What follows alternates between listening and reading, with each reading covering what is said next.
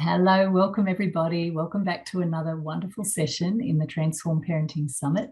I've got the lovely Helena Mooney, which has been so exciting to talk to her about play. And play is another form of looking at how we can help children manage their behaviour by bringing play into our everyday lives. So I think you'll really enjoy this session. So welcome, Helena. Thank you for coming. Oh, thank you very much for inviting me. This is great to be with you. Thank you. So why don't you go ahead and do your presentation and Sure. We'll go from there.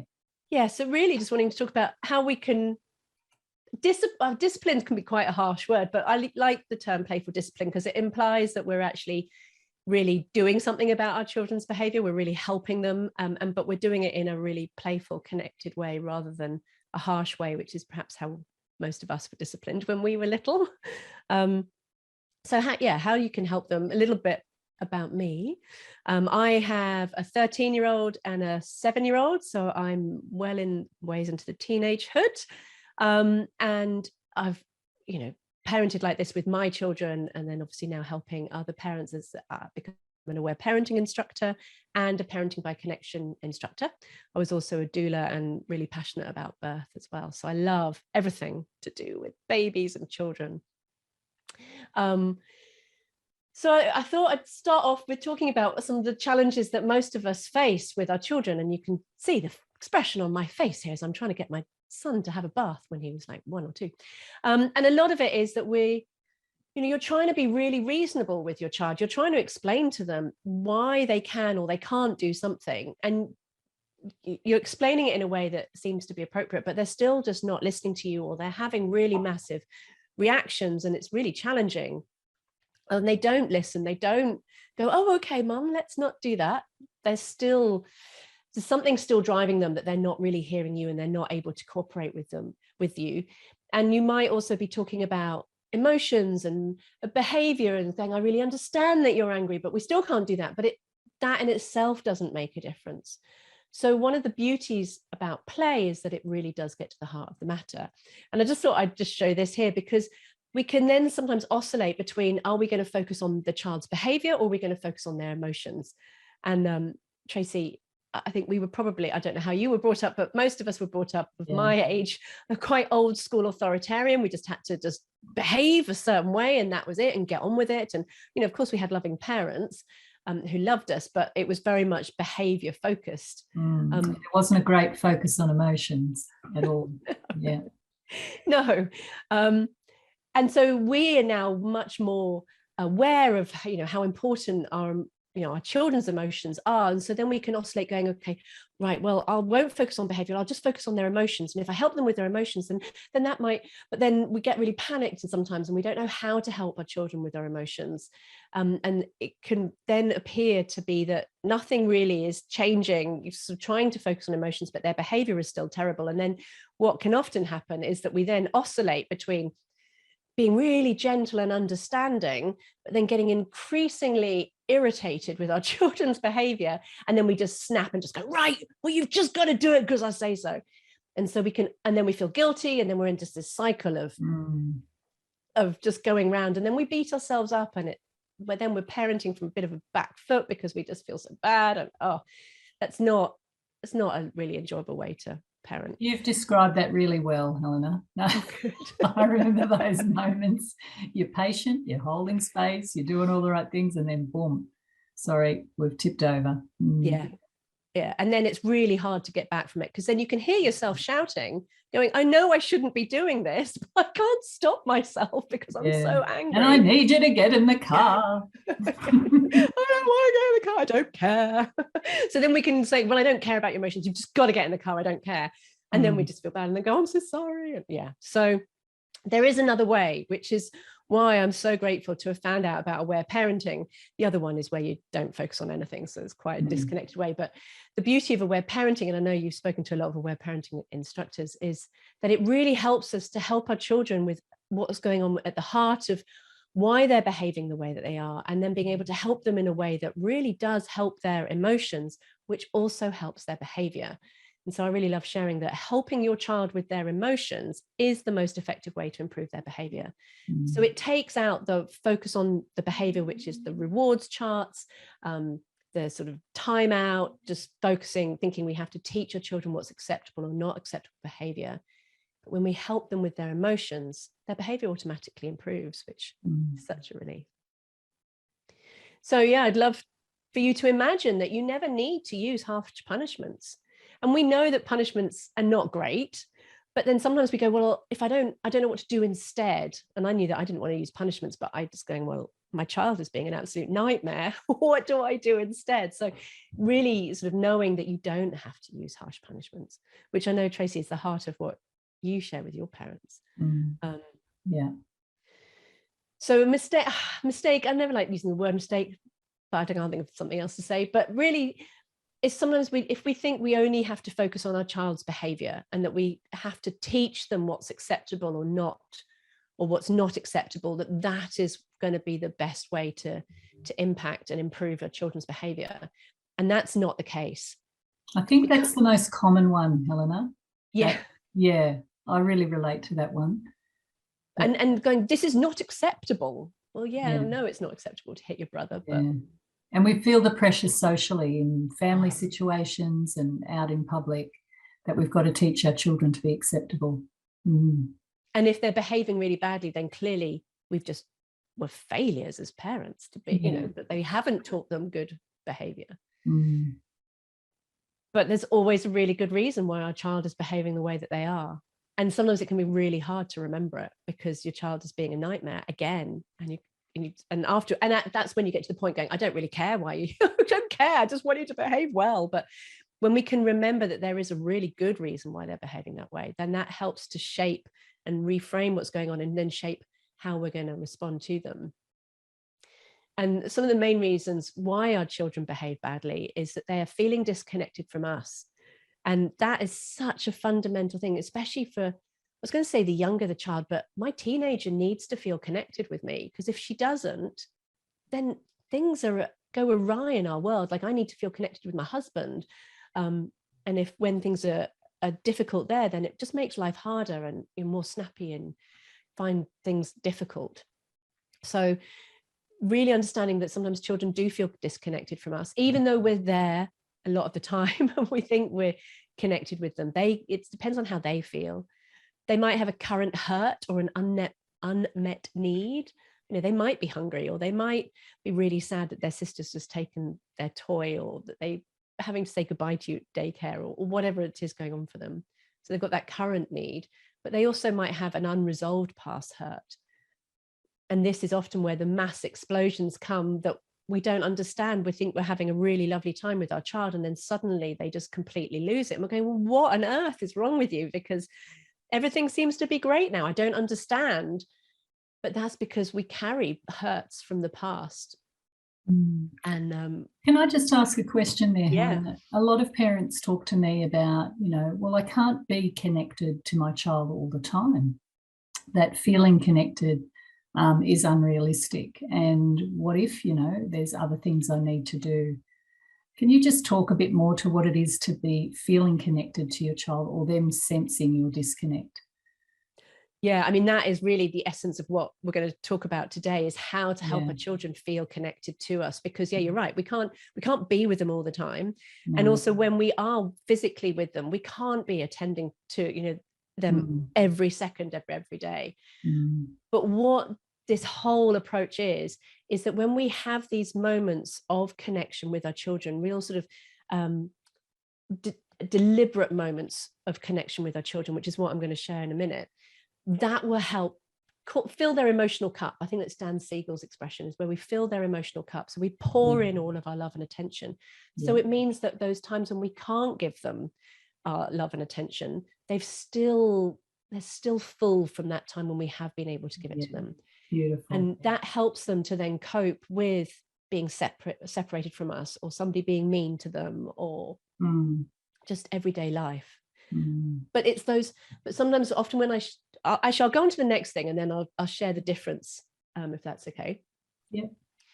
So the key pillars I'm going to share is connection. So the first one we're going to look at, the best thing you can do is do something which in hand term they call it special time. Aletha Salter, who created Aware Parenting, calls it non-directive child-led play.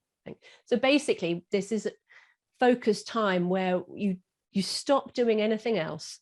I'm just going to share this video because I love that. It's just such a cooling, refreshing thing of this pouring into our children's cup of all of our love and attention and just delight into our children. And this is different to, because when you're at home with your child, you've got 4 children, haven't you, Tracy? Yes, I do. Yes. So that's a lot of people to look after. And then when we're with them, especially when they're little and they sort of need a lot of our attention, you can just go, oh my goodness, I'm here, but I can't be as attentive to you as you need me to be. And so we think, well, if we're just pottering around together or we're going to the shops together, then that is one-on-one time, and then that's enough. But actually those times, they're lovely, but they're not, this form of special time is different to that, because it's a very deliberate way and focused way of being with your child, which then means that they then just soak up all of your attention. So it's helpful to call it something different, like special time, or if you've got multiple children, you might want to call it, my children are George and Emily, so it might be Emily's time or whatever. And you time it.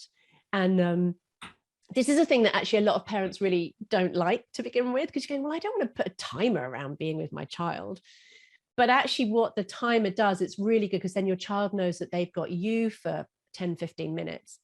And even if your child's really young, they don't have that concept of time. But what's also really powerful about it is that you, as the mum or the parent, knows that you're only going to do this for 15 minutes. Because when you're with them all day, it just stretches into like an eternity of time together, and just go, oh my God.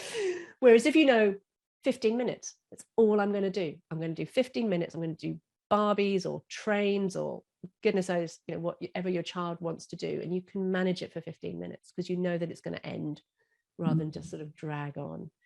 And you let your child be in charge. You give them your undivided attention, because often, when you're playing, I don't know about you, but sometimes I'll go and I'll just tidy up as I'm going past something. If I'm playing a game, I might just tidy up on the way. This is just to really give them that focused attention and actively delighting in your child. And what that does is your child soaks in all of their loving attention, all of your loving attention, but also you reconnect with your child too. So if your child's being really annoying and you're at that point of complete irritation going, I just can't be done with you right now, I just need a break, go and have the break. But then if you can give that special time, you then look at your child in a different way. You can look at their face. If you're really bored to tears of playing trains, don't worry about the trains bit. I mean, obviously play it, but really focus on looking at how beautiful your child is and seeing how much they love and delight in playing trains with you. And I always find that whenever I've done special time, I am way more relaxed and patient, way more patient with my child afterwards, rather than when I'm snappy. That's a sign to me that I'm not feeling connected with my child, let alone my child not feeling connected with me. So special time really works for both child and parent. Beautiful. And it comes to an end, which is always great. So that's why it's really important.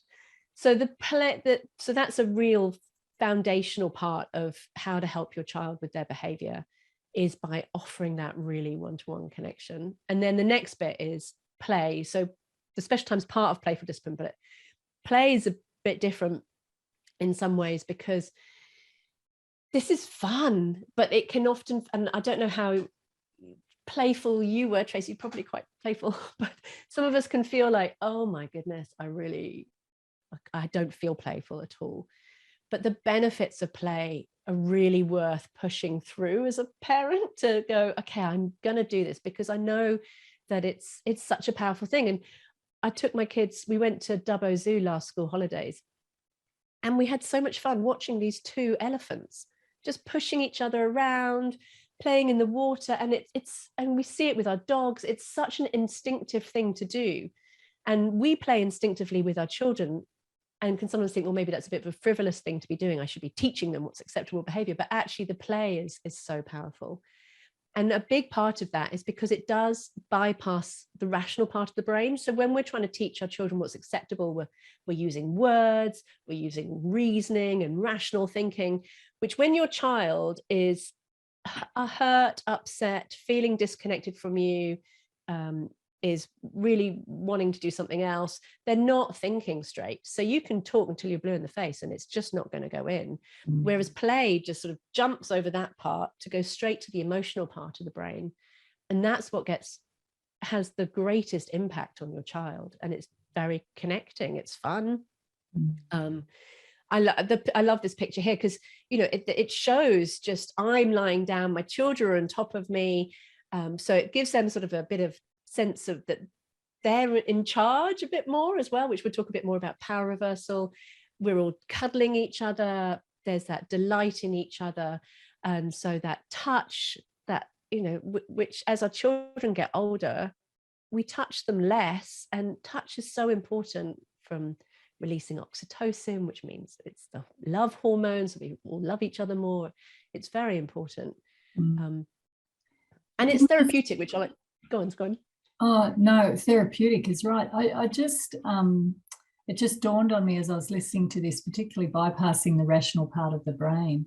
When we go crook at our child, or we're trying to get them to, you know, manage their behavior, or we're trying to manage their behavior, that's just completely bringing up their defense mechanisms. And so they often get more difficult.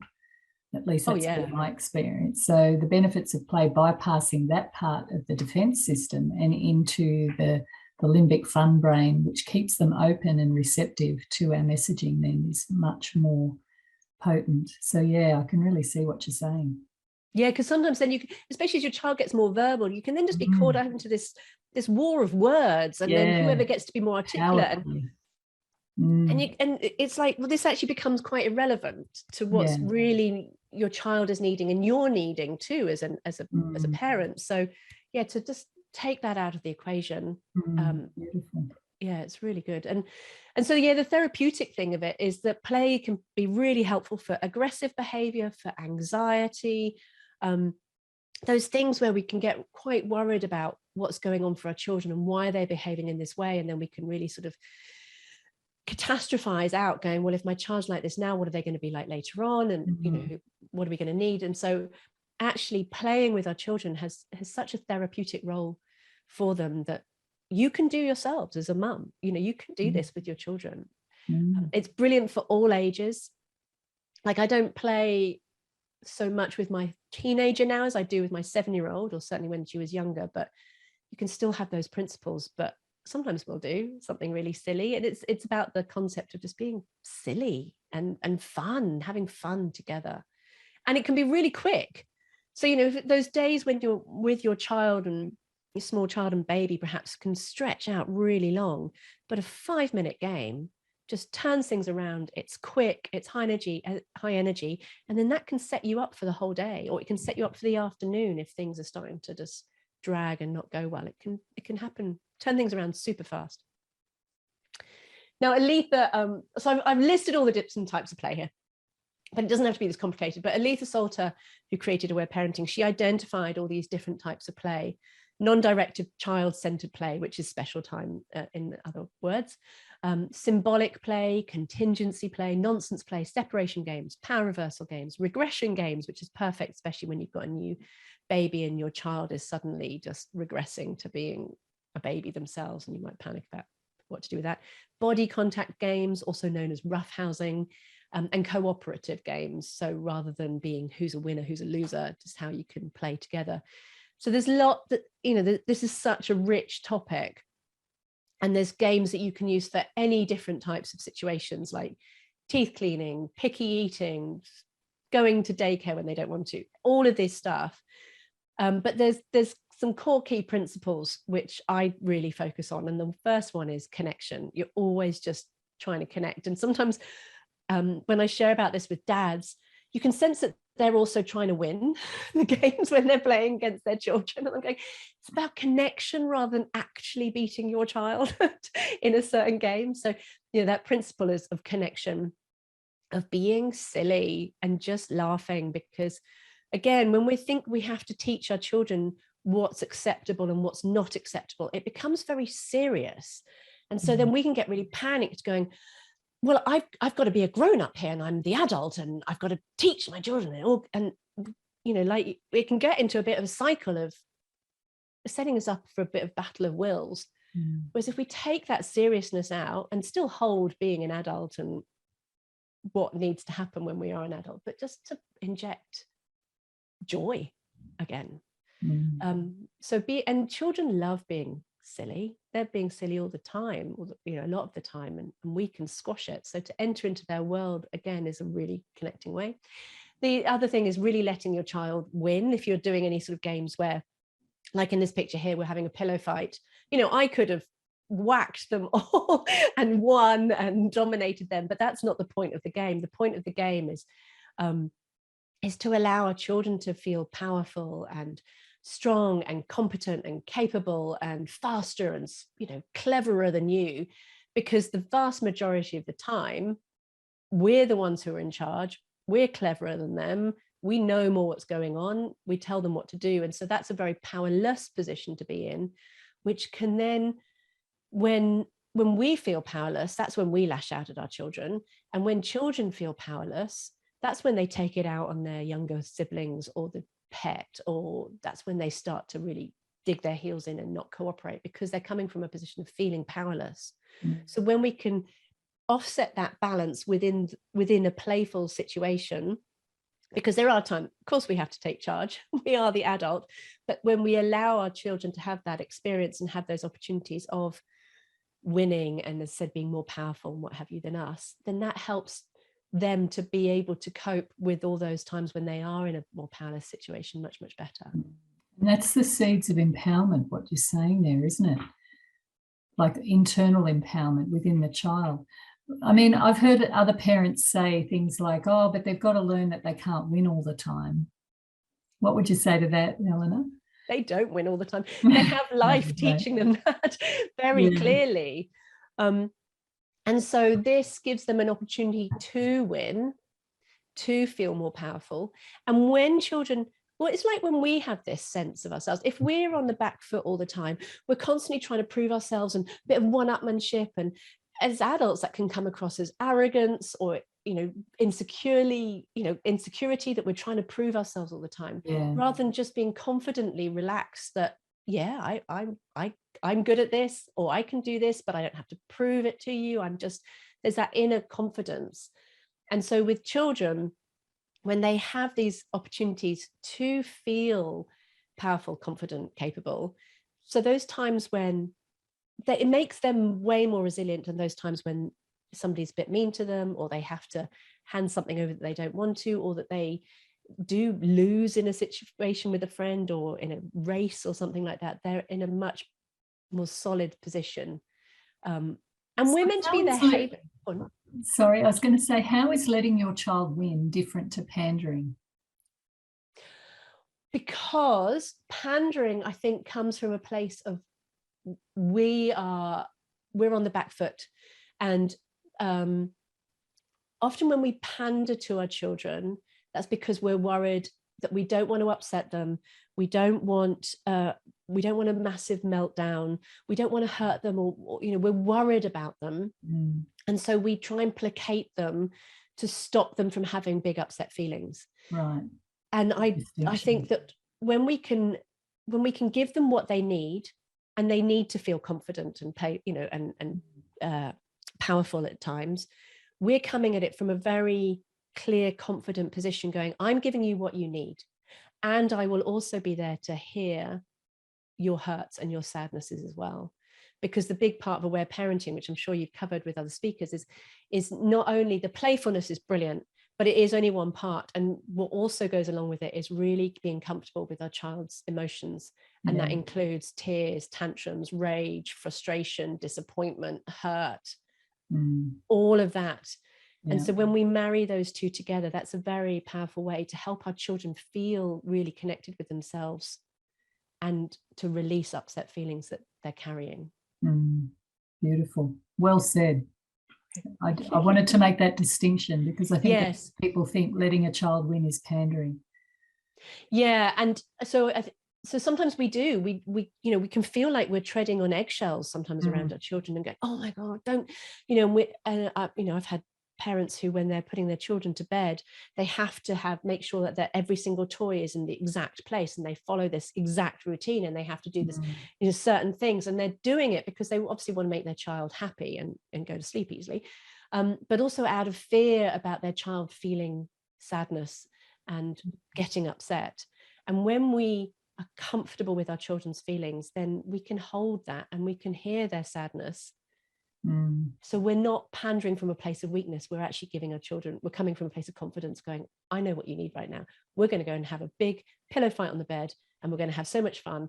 And I'm also going to be aware that sometimes in the middle of play, it could be that you whack your child a bit too hard, or they fall a bit awkwardly, and it's nothing terrible, but that can be a trigger for them to get really upset. And that can be a catalyst, for them to just cry and cry and cry. And that's okay. And that's absolutely okay. In fact, it's exactly what they need. Yeah. In fact, so the play is a relief. Sorry? It's a relief. And I always marvel, listening particularly to aware parenting educators of how relevant this is for adults as much as it is for children. Totally. Yeah. I've often said it shouldn't really be aware parenting, it's aware living, because I went into it for how to help my child, but it's helped me immeasurably. Like I never thought I was going to be ending up doing pillow fights on the bed with my children, or you thought a little bit maybe, but it's enriched my life so much too, and being more comfortable with my emotions too, and those adults around me, rather than panicking going, no, don't cry. Be there and really support. And the final principle, just back with this, was Larry Cohen has written this brilliant book called Playful Parenting. And in it, he has this phrase called follow the giggles. So it's basically, if your child is finding something funny, often it's about us falling over, because what's funnier than seeing an adult just sort of playfully, obviously, falling over, because children fall over all the time and bump into things and struggle. And so to see an adult struggling in this, it's just hilarious for them. So following the giggles is such an important thing. And you might try some play, and I know parents sort of go, oh, I feel a bit awkward and a bit self-conscious and I don't know what to do, and so try something, and sometimes it doesn't work, and other times your child can just fall about laughing and just think it's the most hilarious thing ever.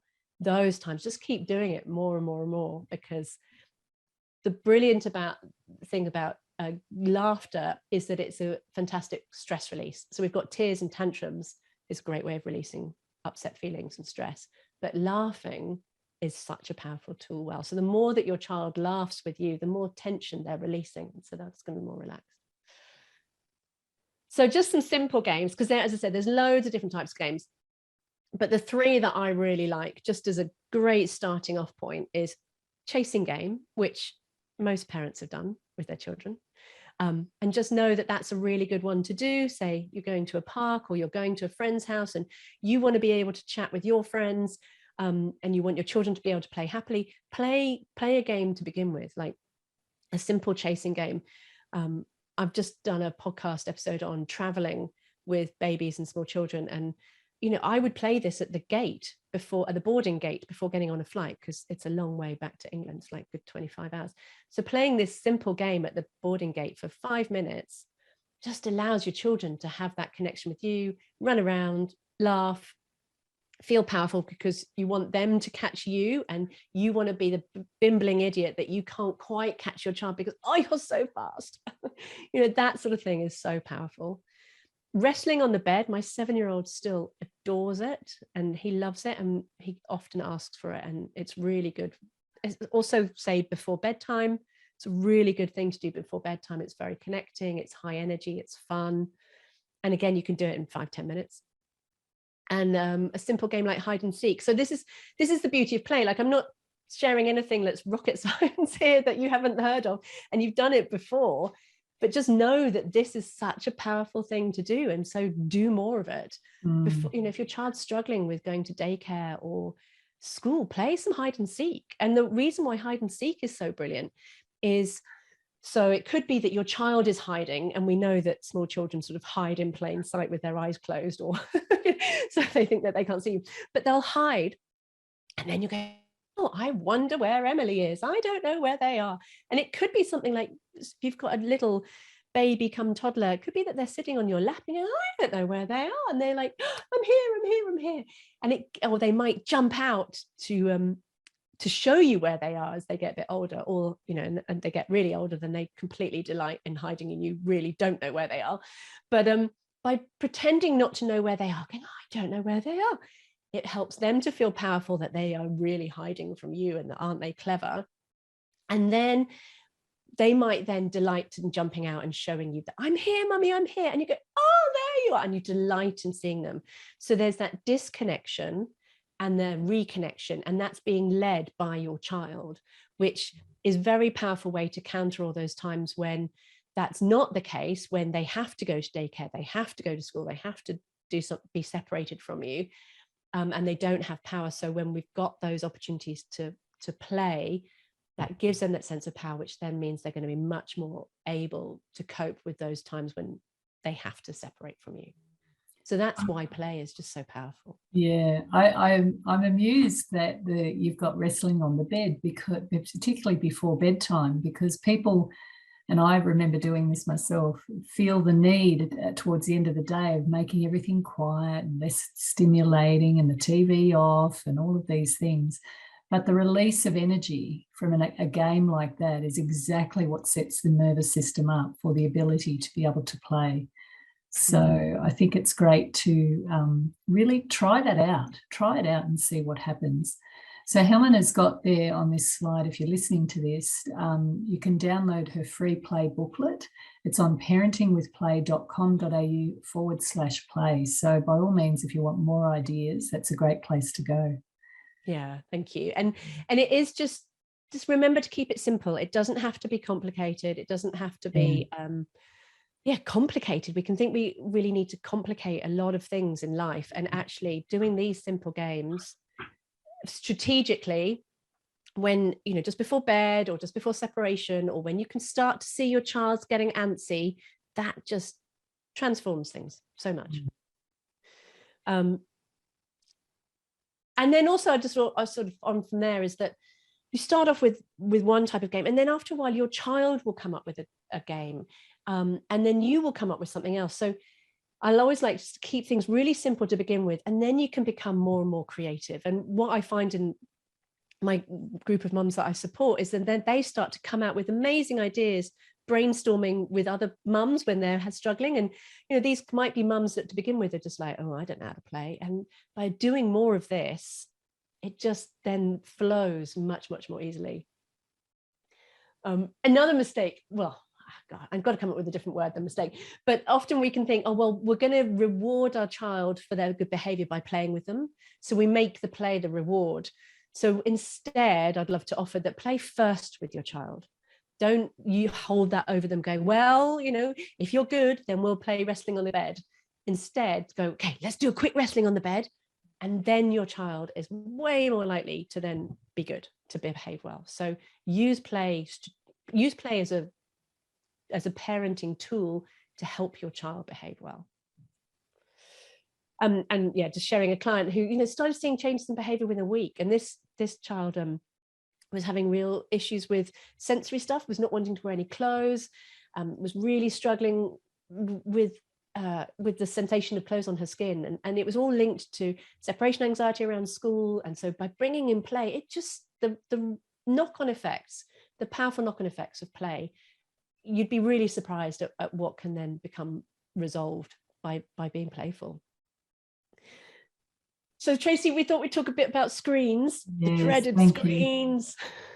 It's one of the biggest challenges I think we as parents have to come to terms with, because childhood is changing. It's changing dramatically, primarily because screens are a really big part of our world, and they're designed to be very attractive to children, and they're designed to hook them in. But we have to always ask at what cost. Now, we can't get rid of screens. They are a part of our lives now. So by becoming conscious and sharing with each other, how do you manage this, and giving each other ideas, I think is really powerful. So I did ask you to talk about screens.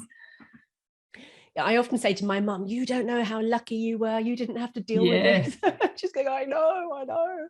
Yeah, true. So just with everything else that sharing about the benefits of play, it has huge benefits around screens because you're connecting, you're helping them to release some tension through laughter, you're entering into their world, you're really giving your child what they need. So if screens, I say if, screens probably are an issue for you because they're an issue for all of us. So prioritize connection at non-screen times. The more that you can fill your child's cup up, the more likely they're going to be able to turn the TV off after a particular program or to put the iPad down after a particular game. It's not going to be 100% guaranteed, but it makes life so much easier. When your child feels connected with you, they are able to cooperate with you. Screens does lead to that sense of disconnection from us because it's so compelling. So they might still have big feelings around it, but you can help them with that. But the more that you can connect with your child at non-screen times, the easier things are going to be, because they're going to be able to listen to you. So they're going to be able to hear you more. The more that you can help them laugh, the more that they can release upset feelings, that's not clouding their rational part of their brain. So they are going to be able to realize that, okay, I can, I'll turn it off after the screen. They're going to be able to be much more responsive. So prioritize connection. Also, just really be interested in what your child is watching and doing online, not from a policing point of view, but from a genuine engagement. And again, this is connection. Again, connect with your child through the screens. So it could be that you're watching hours of Bluey or watching Minecraft. My 13, nearly 14-year-old last night was showing me TikTok videos and Minecraft. She watches people play Minecraft videos. And so initially you might be going, I'm so not interested in this. Or you might start to notice some panic. Like Emily and I are watching Stranger Things right now. And this is not a program that I'd be watching myself. And I'm going, oh my God, she's watching this. Oh my goodness. But this is the world that our children are growing up in. And the more that we can enter into their world, the more willing they are to cooperate with us. And to be guided by us. Yeah.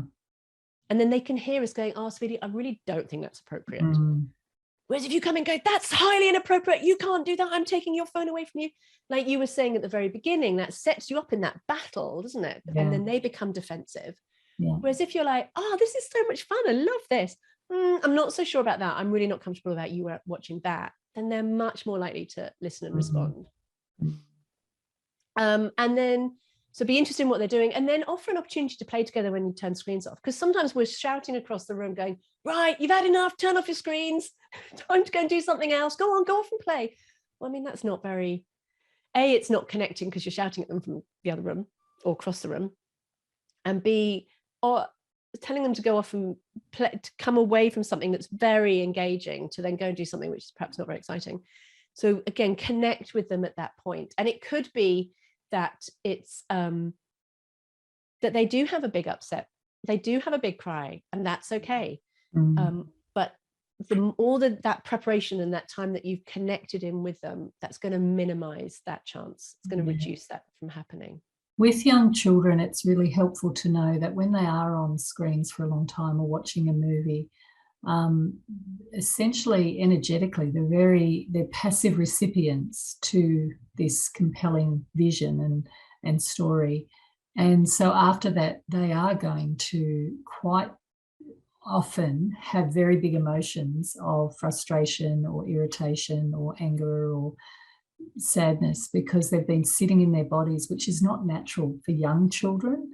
Because we sort of have families, Helena, with children up to 6 years old, and it's not natural for them to sit for long periods of time. It's completely against their makeup. So be prepared. There's often a little bit of a meltdown. But so getting children active after being on screens can really help dissipate that energy. And so play is such a wonderful opportunity for that. The other thing that I think is worth pointing out too is that it doesn't always support the importance of imaginative play and the ability for children to create and invent and discover and be curious, because they're passive recipients, and so that shuts down their own faculties of creativity and imagination. So telling a child to play after being on a screen for a while isn't that their capacity to do that's going to be very limited. Yeah, because they're like, well, I don't know what to do. Exactly. I'm bored. I don't know what to do. That's typically what you'll see. So managing this and times and things like that is going to be really important, particularly while they're young, because when they're young, you actually have the capacity to be calling the shots. As they get older, Helena, it's a lot harder, isn't it? Yeah, it is. Yeah. It is. And you can still obviously set limits as they get older. Yeah. Like we're navigating this once my daughter got a phone and laptop for high school. The more that you can strengthen your relationship, the better it's going to be, the more open they are going to be to the limits that you do set. Yeah. Yeah. I would also say with screens that often we can put our children on screens going, okay, just, when we just to keep them quiet, just because we can see that they might be having a meltdown any minute now, and we're just going, I can't deal with this now. Okay, just go and watch some TV. And what that does then is that also sort of delays emotions from coming up. The inevitable. So, yes, it delays the inevitable. And so, like you said, that they're far more likely to have big feelings when we take screens away from them when it ends, coupled with the fact that they might have had upset feelings brewing beforehand, which is the reason why you put them on screens in the first place. So it can then lead to this big explosion of screen feelings. And the more comfortable you get with your child's feelings, the more you're going to be able to hold that. And so another thing I'm going to say later on is just like, setting limits doesn't have to be harsh. So you can do it playfully. So like you said, if they've been sitting static and still for what can be quite a long time, actually, doing a quick wrestling game on the bed, that can be enough to just move their bodies, reconnect with you, and then they can go off and play happily doing something else. Yeah, beautiful. Thank you. So and giggling and being silly together and watching. We all watch Bluey. My teenager will watch Bluey, or now we're just watching some other silly older films, but just having those times of being silly and viewing that as a way to enter their world, it's really powerful. So screens doesn't have to be, it's part of our life, and we can hate it, but we can also incorporate that into playing and connecting with our children. And I had a client here who she was saying, my 11-year-old son has turned a corner. We're having a lot more fun, a lot more play, a lot more laughing, and it's getting much easier to get him off the screen. And that's not a coincidence. That's from the work that she's done in connecting with her son. And we know what 11-year-old boys and gaming and screens can be like. And when you strengthen your relationship, other things come easier, including screens. So yeah, I'm just covering the key pillars of where parenting is. Encouraging emotions is really listening to feelings as they come up and saying no. Because some people can think, well, if I'm just playing with my children, then is that just letting them get away with it? Am I sort of rewarding their terrible behavior with play? And it's not. This is all about how to help your children, which includes limits and saying no, but it just doesn't have to be in a harsh way. You can, another mistake is thinking boundaries need to be harsh. We were often saying no, but actually you can say no in a playful, fun, nurturing way that actually strengthens your relationship. And play really allows you to do that.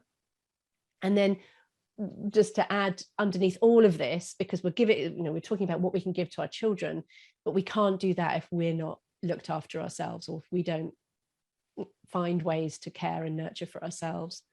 So it's really, really important that you care for yourself. Important that you find things that you like to do that fill your cup, because the more that you do that, the more then you have for your children.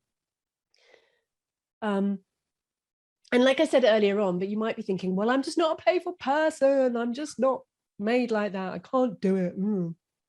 And so then it can just be seen like, well, I just can't do this. But I really want to offer that so many people that I know going, oh, I can't do play. And then one in particular has ended up being the most extraordinarily playful person. And I get inspiration from her. And play is a skill that can be learned, but a lot of it is instinctive. So when we get our needs met, when we sort of start to tap into that, you'll be amazed at how playful you can be and how things will flow. And the more you play, the easier it does become. And it can make your whole parenting style fun. Like, it becomes easier to tackle behaviors and you're more relaxed. And we all want to enjoy our children. So play is a great way to do it, rather than being serious and cross a lot of the time. So I just really want to offer that, no matter how old your children are or what challenges you are facing, you really can turn things around, and play is a really big, important part of that. What I'm hearing, Helena, is there is a difference between playful and play. And being playful is a very powerful, and using humor is a very powerful way of connecting. And then there's play. And sometimes I hear parents say to me, oh, but I don't like playing trains and it just does my head in. I just can't stand it. And I say, you don't have to play something that you can't pull off in terms of feeling connected. And so invite your child into your play. And that might be having fun, hanging out the washing, or cooking a meal and popping flour on their face or something like that. Like, there's different ways of achieving the same thing. But it's good to make that distinction, because I think you're right. Some people think, oh, I can't do that. I'm more conservative or whatever.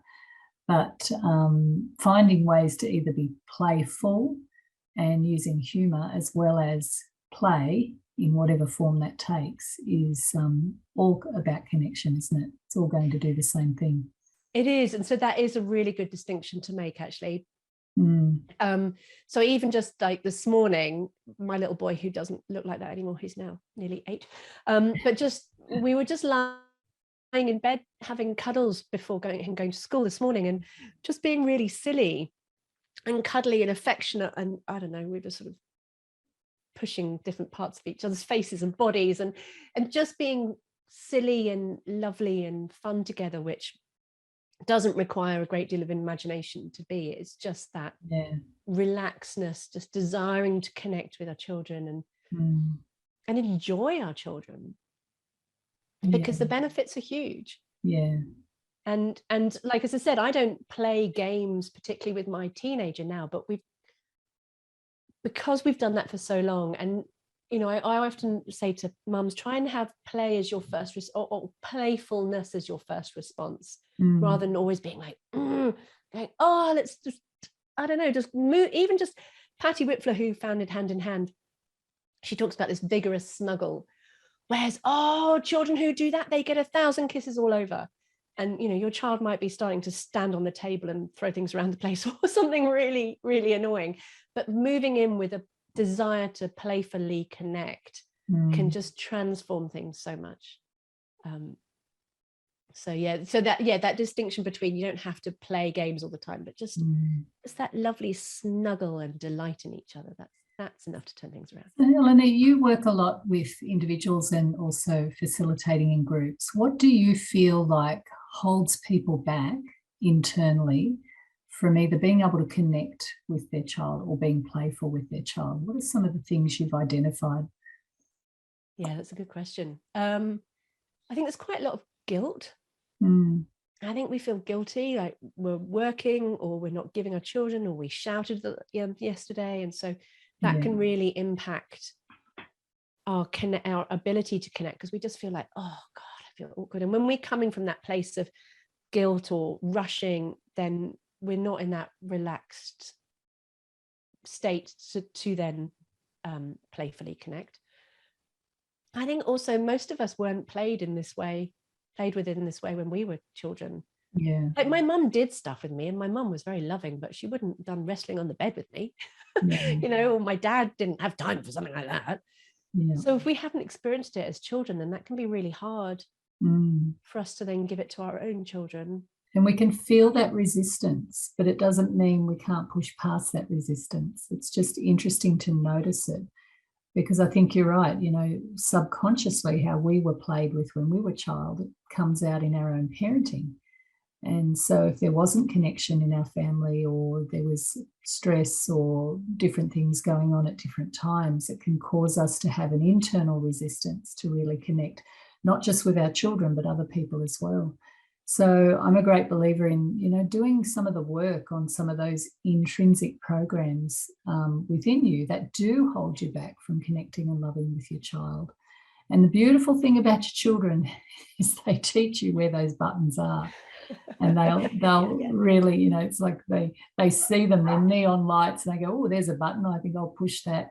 And that's a wonderful opportunity to start to upgrade your own internal programming around whether it be love, connection, play, patience, all sorts of challenges that our children give us, dealing with aggression, biting, all those things. Yeah. Yeah. And when we and a big part of that sort of underpinning what we can give to our children is part of that self-care. And a big part of that is addressing how we're feeling, because most of us, none of us are playful all the time. None of us want to connect with our children all the time. And we all have those times when we're just utterly stressed out by what we've got currently going on in our life. Our children are really annoying us, so we don't want to connect with them. There's your husband's annoying you, or work stressing out. There's always stuff to do. So having your own, another part of aware parenting is having a listening partnership with another mum. And so that's where you have that opportunity to offload everything that you're really feeling, not having a face on it going, I know I should be playing and I know it's helpful, but it's actually going, my child, I can't stand them right now. I hate this. I don't want to do this. This is so not fair. And when we get that chance to offload all of the things that are bothering us, that are impacting our ability to connect with our children, when we've had that opportunity to release it with somebody who's lovingly listening to us, knowing that we are a great mum, then that just that releases us to then go, oh, sweetie, you really want another biscuit, but you can't have one. We're then in a much better place to be able to listen and respond and to then be playful. So I'd say also just allowing ourselves to feel the feelings and to release them, because often we just go, I don't cry. I'm fine. Everything's fine. Yeah. Generally not fine. Yeah. The work of parenthood. It's quite a ride. It is, but it's such a rich ride. It is a rich ride. So beneficial, because I did personal development before I had a child, and I thought I was going quite well. And I often hear this from parents going, I've done loads of work. Why am I still struggling with this? And that's because, like you said, our children, they bring up those feelings in ourselves that we didn't even know we had.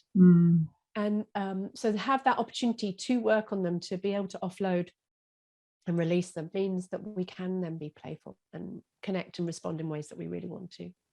Because then we have beautiful relationships with our children. We have much deeper, more enjoyable, less conflict relationships, and we can help them with really difficult things. Like we can help them if somebody's being really mean to them at school. You can do so much by connecting with them at home. If you're going through separation, divorce, you can help your children. And this is what it's really given me, that confidence to know that pretty much whatever anything is thrown at my kids or us, I can help them. And I need to get help, and I know how to get that help. And I will be able to help my children, and in a way that is really powerful, really deeply powerful. So I just really wanted to end on, imagine knowing that you're really helping your child at a core level. You're seeing their behavior improve, and you're feeling more in love with them, all by playing more together. It's a really powerful way and beautiful way of being with your children. So that's it, Tracy. Thank you. How can people get onto you, Helena, if they've really been inspired by your presentation and would like to make contact with you? Can you show us how they can? I can. So I have, my website is parentingwithplay.com.au. And so that's where all my podcasts and blogs and offerings are. And then for children aged 1 to 6, if you've got children aged 1 to 6, I've got this program called Annoying to Amazing, which is basically helping you transform all of those everyday annoying behaviors into really amazing, enriching relationship. So that's an online program which has got 8 modules of really powerful videos and information and ways to really help your children, where we go through all the pillars that I've covered today. And offers so much more games. Like I said, I've offered 3 games. There's a ton more games that you can do. We have group mentoring so that, you don't have to do this on your own. We meet up regularly on Zoom, and I'm there listening and offering support. And there's a supportive community within Facebook, and then there's helpful resources as well. Beautiful. And it covers everything that, your child might be struggling with, like sleep, anxieties, aggressive behavior, cleaning teeth, picky eating, separation anxiety, name calling, potty training, the whole thing. And I've also got videos in there from when my kids were young and role playing, so you can not only intellectually hear it, but you can actually see it in action as well. So if you wanted to come join me with that, come over to parentingwithplay.com.au/amazing. Well, that was an amazing presentation. Oh, thank you. Thank you. I really, just appreciate people like you doing this incredible work. And aware parenting has been such an inspiration to so many people. And I think it's one of those big things that always move the needle when it comes to being able to hold space for children to have big emotions and to really foster connection. So I've really appreciated learning more about aware parenting in this summit. So thank you so much, Helena. Oh, my pleasure. Thank you. It's been wonderful. And I hope you as parents feel the loving support from this community and Helena's community, and there's a lot of other places too. So your children are precious, and everything you do can make a big difference and have a flow-on effect. So lots of love to you all, and we'll see you again. See you. Bye.